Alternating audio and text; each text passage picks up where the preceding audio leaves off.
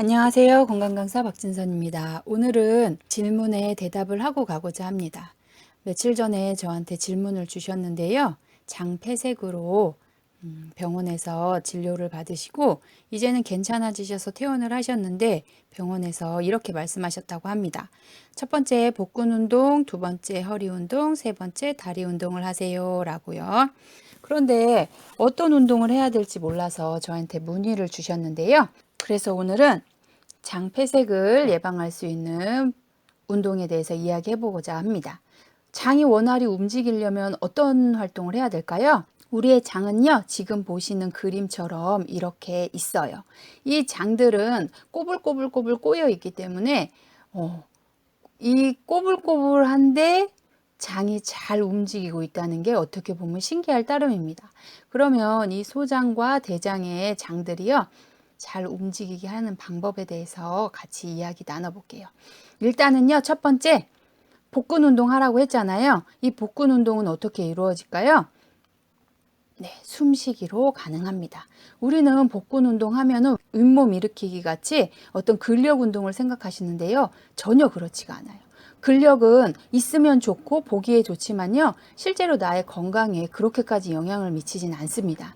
그래서 우리 복부의 운동도요. 복근의 단단한 시스팩이 아니고요. 나의 복강의 힘을 유지할 수 있는 힘이라고 생각하시면 돼요. 이 복강을 유지하는 힘을 어떻게 하나요? 라고 말씀하시는데요. 사실은 우리가 숨을 쉬는 것만으로도 우리의 복강의 힘을 유지하실 수 있습니다. 여기 그림에서 보시면요. 우리가 숨을 들이마시고 내쉴 때마다 움직이는 게 있어요. 바로 횡격막입니다. 이 횡격막이 숨을 들이마셔서 내려오면 산소가 많이 들이마셔지고요. 다시 후 내뱉으면 복강이 넓어지면서 공간이 생깁니다. 이렇게 공간이 수축했다 공간이 생김으로써 우리의 장 내 운동을 만들어 주게 되는 거거든요. 그래서 반드시 호흡을 할 때 복식 호흡이 중요한 이유입니다. 그러면 복식 호흡하는 방법을 한번 알아볼까요? 여기 그림에서 보시면요. 내쉬는 그림과 들어 마시는 그림 두 개가 있어요. B를 보시면 숨을 내쉬는 그림이고요. 일단은 배가 부르도록 아랫배가 나오도록 숨을 들이마셔주고요. 아랫배에 숨이 빵빵히 들어차셨다면 가슴과 같이 숨을 들이마셔줍니다. 가슴으로 쉰다는 건 어깨를 들어 올리는 게 아니고요. 흉곽이 넓어지는 거예요. D 그림이 아직 하는 게 어색하다면 C와 B를 반복합니다. 숨을 들이마시고 후 내쉬는 거예요. 이걸 반복해 주신다면 우리의 복강의 압력을 유지하실 수 있고요. 그 안에 있는 장기들이 원활히 움직일 수 있다고 생각됩니다. 이렇게 복근 운동을 하셨다면요. 두 번째, 허리 운동입니다.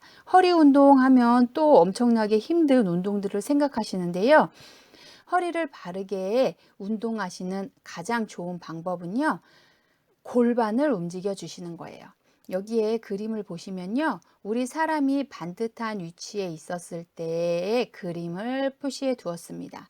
A가 우리가 바른 자세를 유지하고 있는 그림이에요.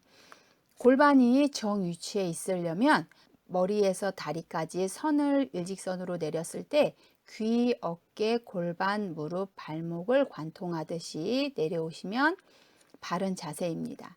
하지만 B, C, D는요. 바르지 않은 자세입니다. B는 골반이 너무 앞으로 치우쳐 있고요. C와 D는 골반이 너무 뒤로 내려앉아 있어요. 이 자세 모두 허리에 좋지 않은 영향을 미치는데요. 우리는 보통 C, D와 같은 모습을 많이 하고 있습니다. C, D와 같은 형태로 골반이 누워있는 형태가 되면 골반 안쪽에 있는 장기들이 움직이지 않아요. 걷기만 하셔도 우리의 장 운동을 보호하실 수 있는데요. C와 D의 형태로 걷기가 반복되신다면 걸어도 내 장기에 움직임을 줄 확률은 낮아집니다. 그래서 일단은 이 골반을 A의 형태로 맞춰주시는 게 굉장히 필요합니다. 그래서 앞쪽 장골릉이라고 하는 이 부위에서요, 그 표시해 둔 부위가 일직선상으로 올 수 있도록 노력해 주시기 바랍니다. 이렇게 골반의 위치를 잘 잡으셨다면요, 허리 운동을 하는 기본 자세가 되셨다고 보시면 됩니다. 허리 운동과 다리 운동은 같이 갈 건데요. 사실은 우리가 잘 걷기만 해도 허리와 다리 운동이 동시에 이루어집니다. 그런데 안타깝게도 골반이 제 위치에 있지 않으면요, 다리 운동도 잘 되어지지 않아요. 그림에서 보시는 것처럼 우리는 골반이 뒤로 넘어가 있을 때는 다리가 정확한 걸음걸이를 할 수 없는데요. 걸음걸이에 필요한 자세는 이렇습니다. 우리는 두 다리를 쭉 펴고 뒤꿈치에 미는 힘으로 앞으로 진출하셔야 돼요. 그런데 보통 골반이 뒤로 누워가 있다면 이미 우리는 뒷다리를 미는 힘을 가지지 않고 다리가 구부러지는 모습을 볼 수 있어요. 이렇게 다리가 구부러져 있다면 우리는 다리를 밀치는 힘으로 가는 게 아니라 들었다 놓는 양상을 보이게 됩니다.